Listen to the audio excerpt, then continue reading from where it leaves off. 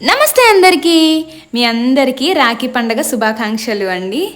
ఈరోజు రాఖీ పండుగ కాబట్టి ఈ సందర్భంగా నేను మా అన్నయ్యకి రాఖీ కడుతున్నాను.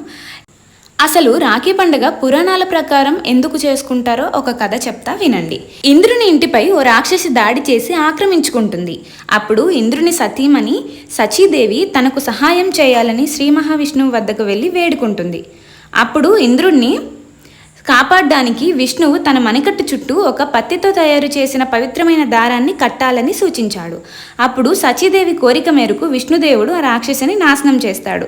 అప్పటి నుంచి ఈ రాఖీ దారం ఉనికిలోకి వచ్చింది. అసలు రాఖీ అంటే రక్షణ అని అర్థం. రక్షాబంధన్లో రక్ష అంటే రక్షించటం, బంధన్ అంటే సూత్రం అని అర్థం. అందుకే ప్రతి ఒక్క చెల్లి గాని, అక్క గాని, అన్నకు గాని, తమ్ముడికి గాని రక్షా సూత్రం కడతారు.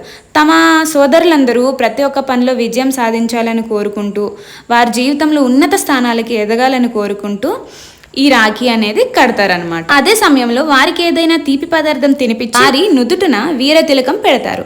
అనంతం హారతిచ్చి వారి క్షేమాన్ని కోరుకుంటారు. సోదరులు సైతం తమ సోదరికి జీవితాంతం ఎల్లప్పుడూ రక్షణగా ఉంటామని వాగ్దానం చేస్తారు. అంతేకాదు వారికి నచ్చిన బహుమతులను సైతం ఇచ్చేస్తారు. నాకు తెలిసిన స్టోరీ మాత్రం ఇదే. మీకేమైనా తెలుసుంటే నాకు కామెంట్లో చెప్పండి. నేను ఇంతకీ ఇన్ని రాఖీలు మా అన్నయ్యకి ఎందుకు కట్టానా అని చూస్తున్నారా?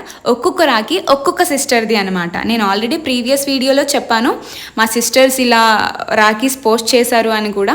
సో అవన్నీ కలిపి నేనే కట్టేశాను. ఇక్కడ మెయిన్ సెగ్మెంట్ ఎందుకు మా అన్నయ్య అలా డ్యాన్స్ చేస్తున్నాడంటే ఈ సెగ్మెంట్ కోసం అన్నట్టు.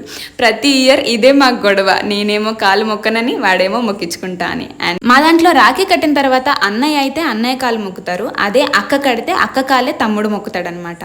So that's it for today. Thanks for watching. Bye.